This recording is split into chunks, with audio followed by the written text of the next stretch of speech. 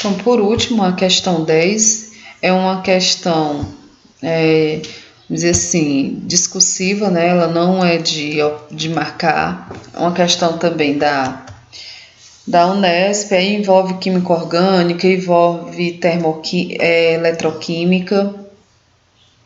Ele fala da vitamina D, ela diz que ela é lipossolúvel, opticamente ativa, enfim, né, todas as informações. Ele diz que essas quantidades elas são indicadas por unidades internacionais, que é o ponto I, né, de vitamina D3, que tem sua equivalência em unidade de massa.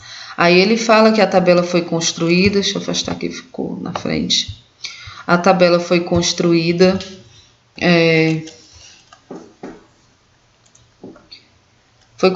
com base em informações da bula desse suplemento, que é a vitamina D3, que deve ser usada somente como indicações de um profissional de saúde. Aí na questão A ele diz assim, ó, a partir dos dados da tabela, calcule quanto vale cada unidade internacional de vitamina D3 em miligramas de colacecalciferol. E aí ele quer também que você indique na fórmula dessa vitamina D3 quantos átomos de carbono quiral você tem, tá? E esse átomo de carbono quiral é responsável pela atividade ótica. Então vamos aqui coloquei aqui a questão A, vamos primeiro calcular essa quantidade de vitamina de unidade internacional. Ele quer saber quanto equivale cada unidade internacional, ou seja, em cada uma unidade internacional, quanto é que eu tenho de vitamina D3, certo? Em miligramas de colecalciferol, nome esquisito. Então tá aqui, ó, aí pelos dados da tabela, em 1000 unidades internacional, eu tenho quantos miligramas desse composto? Eu tenho 1 miligramas. Aí ele quer saber em cada unidade, ó, se é em cada unidade é em uma unidade específica. Eu tenho quantos de vitamina D3? Aí isso eu não sei, eu tenho X. Aí tu vai fazer meio pelos extremos, certo? Estequiometria aqui, ó, vai ficar 100 vezes X, cancelei as unidades porque são iguais, e vai ficar 1 vezes 1 miligramas, né? Isso aqui vai dar 1 e o isola variável 1000 vai descer dividindo, que vai ser igual a 0,001 miligramas, né? Só andar aí com a vírgula para a esquerda, ok? Então calculamos a A. A B, ele quer saber, indique na fórmula produzida um átomo de carbono quiral pela atividade ótica responsável na molécula, certo? O que é carbono quiral? Carbono quiral é um carbono que ele está ligado a 4 compostos diferentes.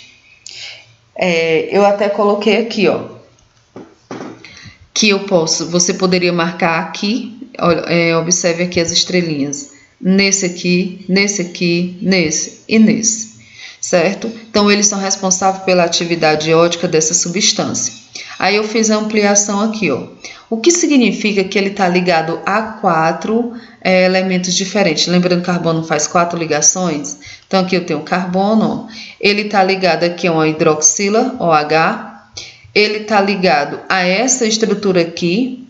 Ah, mas é carbono, mas essa estrutura carrega um outro formato. E aqui, ó, ele também está ligado ao carbono, mas esse carbono carrega um outro formato. Então, eles são diferentes. E ao hidrogênio. Então, ele é um carbono quiral. Sempre que um carbono estiver ligado a 4 elementos diferentes, ele vai ser quiral.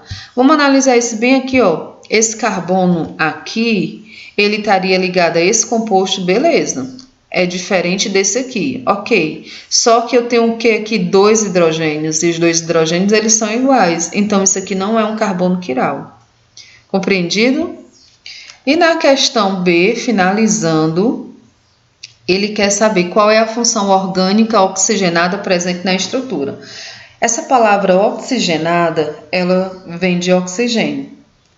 E aí nós ainda vamos entrar nessa parte de funções orgânicas oxigenadas, né? Nós de terceiro ano. O álcool é sempre presença de uma hidroxila, tá aqui, ó, a hidroxila OH, hidrox vem de carbono, de hidrogênio, e sila vem de oxigênio, tá? Então aqui é uma hidroxila, na qual a sua ligação ela está ligada a um carbono, na qual esse carbono não faz ligações duplas ou triplas, tem que ser um carbono saturado. Aí o que é isso aqui? É a representação de uma ligação simples, porque aqui eu tenho em cunha tracejada e em cunha sólida. É como se fosse a molécula no plano 3D, entrando e saindo aqui do plano, mas a ligação aqui é simples. Então, essa hidroxila está ligada a um carbono que só faz ligações simples. Então, aqui eu tenho um álcool, tá? A função orgânica que eu tenho aqui é um álcool. Vocês vão aprender mais isso futuramente. E ele também quer que você indique na sua estrutura, que é essa estrutura desse composto, com esse nome bem esquisito, por que ela é uma vitamina lipossolúvel. O que é uma vitamina lipossolúvel? É uma vitamina que ela não se dissolve na água, tá? E ela vai se dissolver em outros solventes, mas não na água. E como é que eu sei que ela é uma vitamina lipossolúvel? Porque ela tem uma cadeia extremamente longa e isso aqui faz com que esse composto seja um composto apolar. E a água, ela é uma substância polar.